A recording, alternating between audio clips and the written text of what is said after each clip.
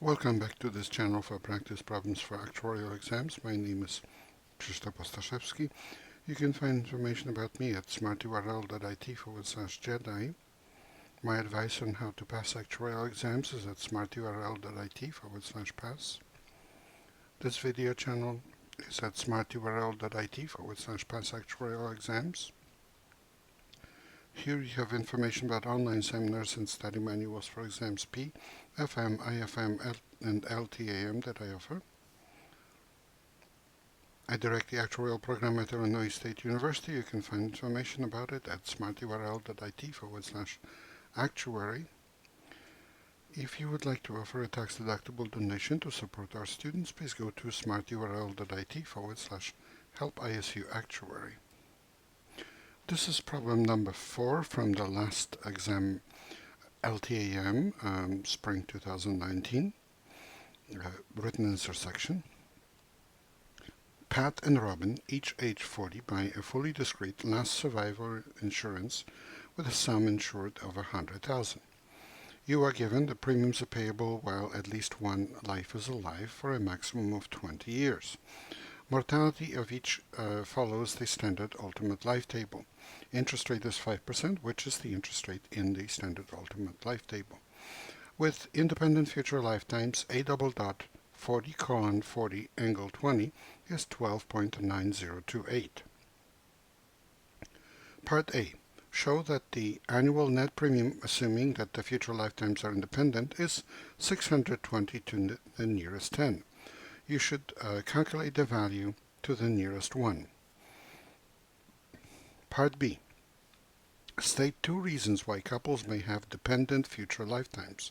The insurer decides that premiums and reserves for this policy will be determined using a mortality model incorporating dependency.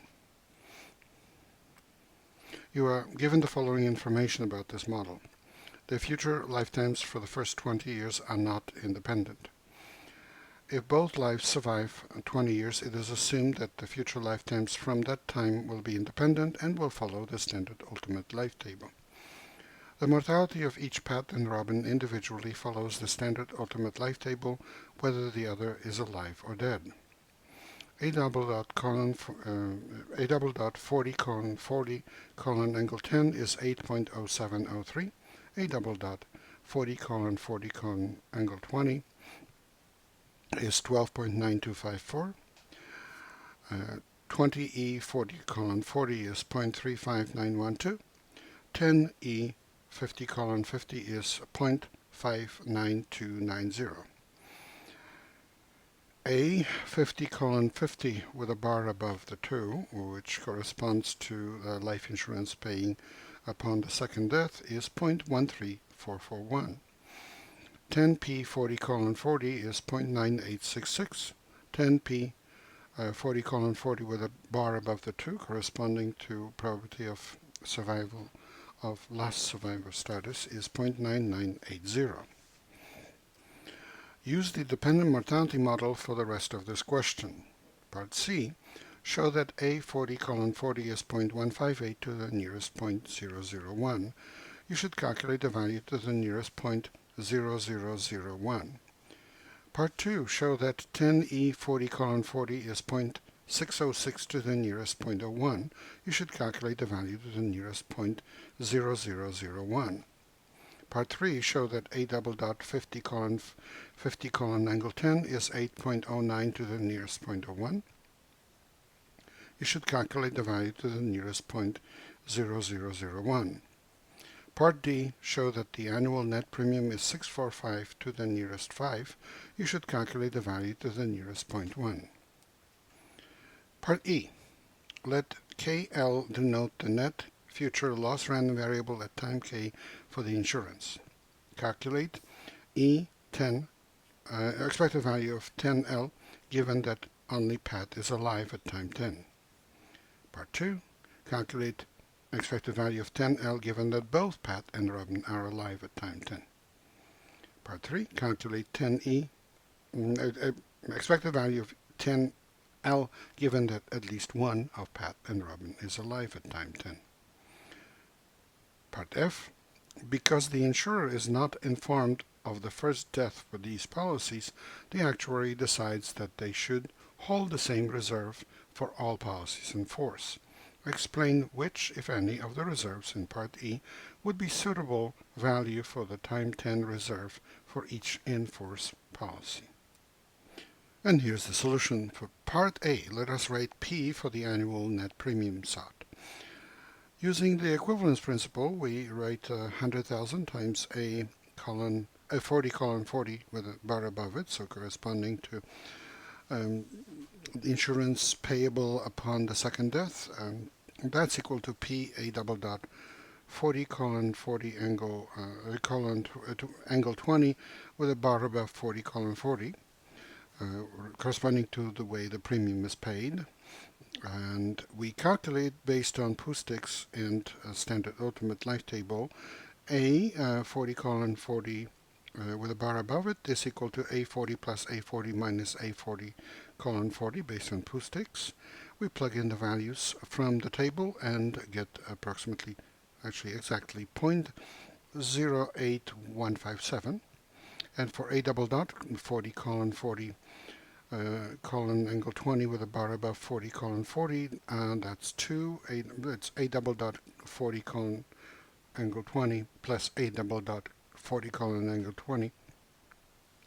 So two of them minus A double dot 40 colon 40 and colon angle 20. That's Pustek's, this relationship, of course. And then we plug in the values from standard ultimate life table, and we get from the table and from the data given in the problem, that's 12.0842. And therefore, premium is 81.57, which is 100,000 times 0.08157 divided by 13.0842, and that's approximately 623.42, which is 620 to the nearest 10. For Part B, reasons why couples may have dependent future lifetimes. Well, maybe a common shock situation. Both lives may die at the same time, for example, as a result of an accident, which they both experience. Common lifestyle. Couples tend to share a common lifestyle, for example, healthy habits such as exercising, hiking, regular health checkups, or unhealthy habits such as smoking, excessive drinking, or sedentary lifestyle. Broken heart syndrome. Mortality may increase temporarily after the death of one's partner. For Part C, we have A 40 colon 40 equal to 1 minus D, which is 0.05 over 1.05 for interest rate being 0.05, times A double dot 40 colon 40, which we can find as A double dot 40 colon 40 colon angle 20 plus 20 E 40 colon 40 times A double dot 60 colon 60, and from the standard ultimate life table and data in the problem, we plug those in and we calculate, and that's approximately 0.157922, which is 0.158 to the nearest 0.001. For Part 2, 10E 40 colon 40 is 20E 40 colon 40 over 10E 50 colon 50.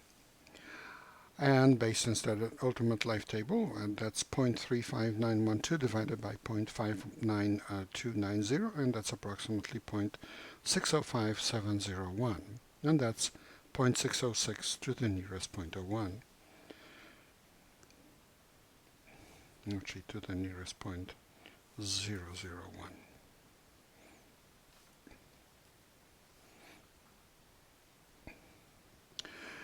For Part 3, we have A double dot 50 colon angle 10 equal to A double dot 40 colon 40 colon angle 20 minus A double dot 40 colon 40 colon angle 10 divided by 10E 40 colon 40, because you would just write A double dot 40 colon 40 colon angle 20 as the product of a first A double dot that we have on the left-hand side times the pure endowment factor plus the expression that is subtracted in the numerator. And then we have those values, we plug them in and I get 8.0156711. It's actually not 8.09 to the nearest 0.01. Sorry to say, but that's the result we get. You can check. For part D, using the equivalence principle, we write 100,000 A 40 colon 40 with a bar above it as P A double dot 40 colon 40 colon angle 20 with bar above 40 colon 40. That's actuarial present value benefits equals actuarial present value of the premiums. A 40 colon 40 bar above them is 2, that's Pustik's, of course, 2A40 minus A40 colon 40, and then we plug in the values from the standard ultimate life table, and we get approximately, actually exactly 0.084198, and also using Pustik's A double dot 40 colon 40 with a bar above it, colon angle 20 is 2 A double dot 40 colon angle 20 minus A double dot 40 colon 40 colon angle 20. We plug in the values again, and we get approximately, actually exactly again, 13.0616, and therefore P is equal to 8,400, which is 100,000 times the value calculated for A 40 colon 40, the bar above it. So 8,419.80 over 13.0616, that's approximately 644.62, or 645 to the nearest 5.